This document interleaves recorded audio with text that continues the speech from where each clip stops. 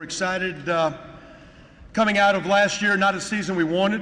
Maybe made some strides on paper, maybe a little bit better record, but we got a great schools making a great commitment. We want to build a winning product and start getting the victories that we need. And the way you do that is with recruiting, and you do that with player development. Thought we had a really good winter.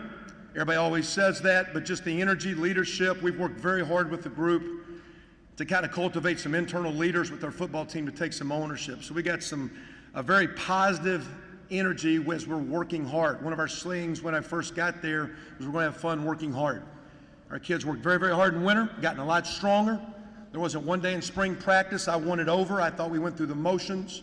I think we're getting more physical. We've got a lot of kids now that are going into their third year of playing because we played 16 freshmen 2 years ago, 11 freshmen last year. You know, we've got 19 starters back, guys. And that's 19 on offense and defense. We've got our kickers back, our punters back, our long snapper's a big-time player, our returners. So we got a lot of guys back. We've got a great recruiting class, and we're looking forward to getting started with our guys. We've had 130 players on campus this summer training. We'll have 105 for preseason. So we've got a walk-on program that's kind of growing as well. Very, very good recruiting class, and we're excited to see those young men. There's a lot of good energy with what's going on. Personnel-wise with our guys, we're very, very healthy. We came out of spring with no legitimate injuries, and as we've came off some minor things, we've got everyone full tilt and looking to be ready to go as we crank up practice next Friday. Our freshmen will report on Wednesday, our upperclassmen Thursday. We'll crank it up on Friday, August 2nd. But we've got, I think, again, a very much more mature team, a lot of guys back, a lot of positive energy, and a very, very healthy team.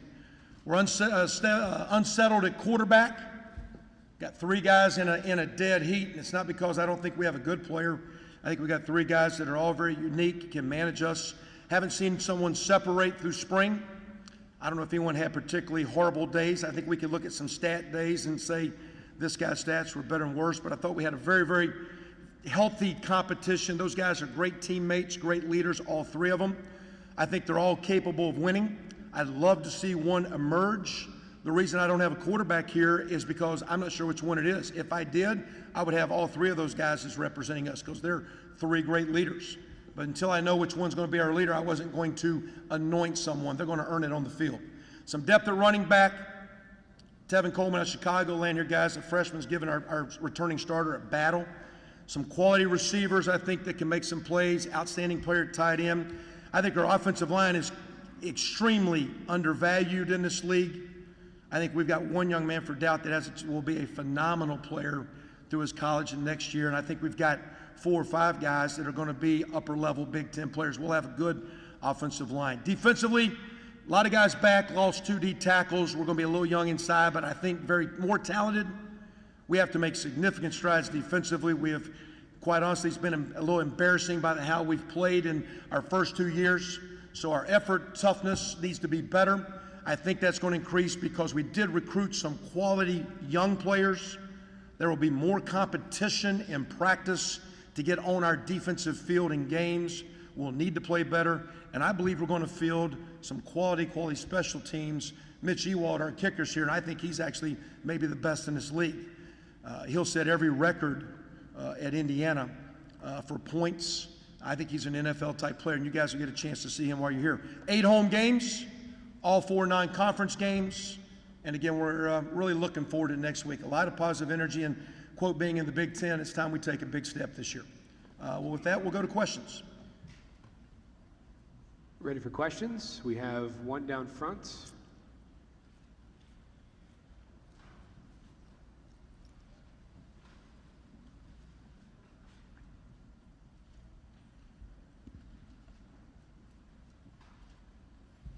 You guys have a lot of players returning. It seems like you still have a lot of youth on your team. I guess kind of what is the approach working with this group and getting ready to take it to the next level? Great point. And we have a lot of players returning that need to be better because from where we were to where we want to be, that's why I think it's critical that we did have a positive winter, spring, and we'll see how summer's been. I think hopefully that's been very, very positive. But we're still maybe a sophomore junior team, and we probably just signed on paper.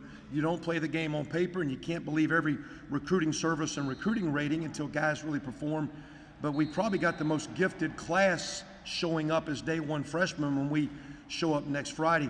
But we're really a junior team. Offensively, our offense has a chance to be pretty solid.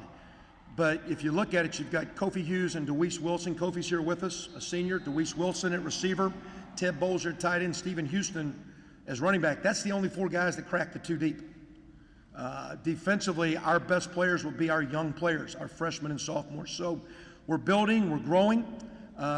We are, though, a veteran team. I think we're going to be 5th or 6th in the country with returning guys with starts. So we do have guys that are battle tested. We have guys that are getting more mature. But I do think we're a young team growing, and there's a lot of growth potential with our football program in these next few years.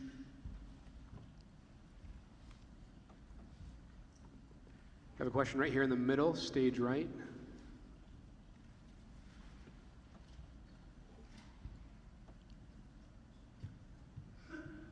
Hey, Kevin. Pete DePremio, Fort Wayne News Sentinel. Just what do you need to see at the running back position? What has to happen for somebody to separate themselves, or do you want to kind of rotate a little bit? If there's separation, great. I do think, Pete, most teams are going to play with more than one running back, NFL, college, whatever. The physicality of the position, the hits as you go through the year, the pace of play. So, we've played a couple, 3 running backs every year. Stephen Houston's a quality player, catches the ball well. Need him to be a very consistent practice player, leader, and a very physical player. For a big back, he plays with great speed and feet, catches it well. Love to see him play great without the ball, great in blocking, great in route running to spread and separate the defense when he runs routes, and really just be more consistent. A quality player, very good player and a good leader for us. Tevin Coleman, a young man that's a very young. He'll be a 2nd year, played as a true freshman, excellent returner, very talented kid, and looking to just see how he grows and does he really take the next step to be an upper-level player for us and in this league, because I think he has a chance to be. He was highly recruited. He's very gifted. Then we have a couple complimentary players, D'Angelo Roberts and a couple freshmen we'll see, and a couple walk-ons. But right now it looks like it'll be those 3 guys, D'Angelo as a complimentary piece, and we'll see with Tevin and Steven. Coming out of spring, that was kind of those 2 guys, and quite honestly, Tevin probably had the better hand as we came through spring. He had a tremendous spring practice.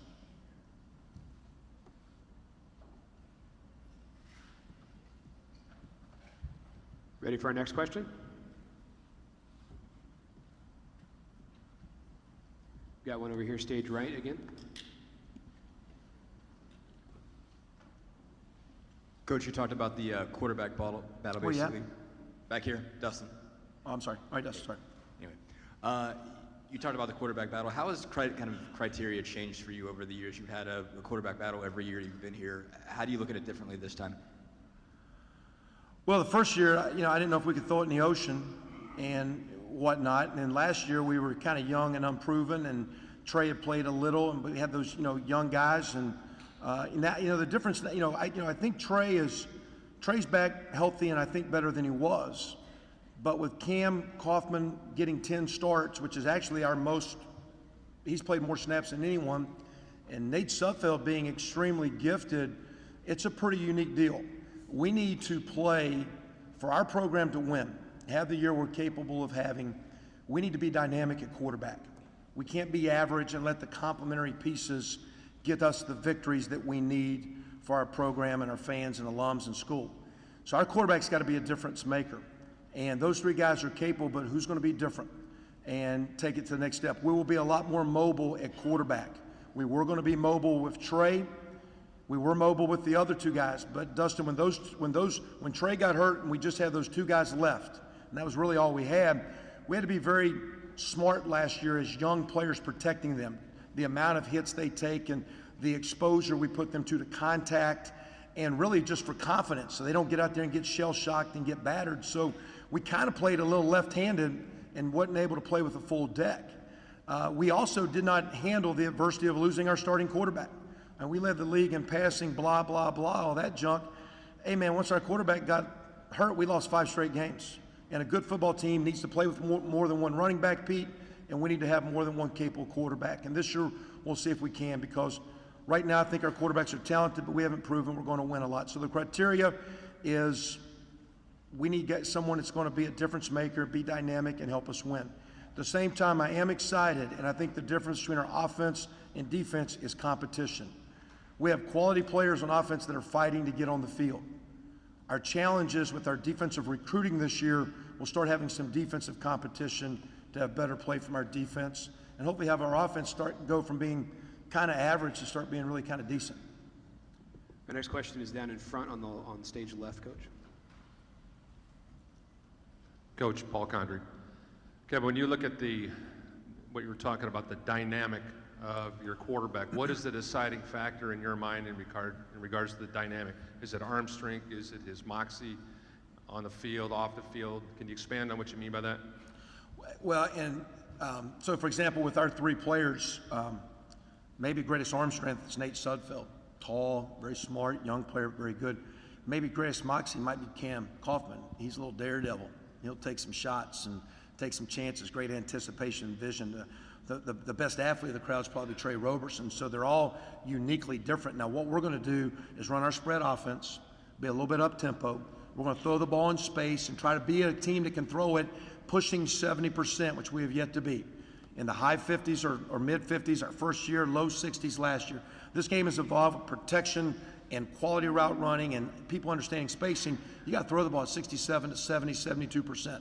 So one, the ability to complete the ball. Two, the ability not to move the offense but score. Our offense moves the ball, but we don't score points proportional to moving the ball. And good teams score points, and when you score points, you win games. You don't win games by getting yards. You win games by crossing that G line or not letting them cross the G line. So it's points. So what we're looking for, they're all different with those different attributes, but a passing percentage that keeps us on schedule. A guy that gets to the fringe zone and gets his team in the end zone, and a guy that is going to protect the football. Time for one or two more. Have one back here, stage right on the aisle.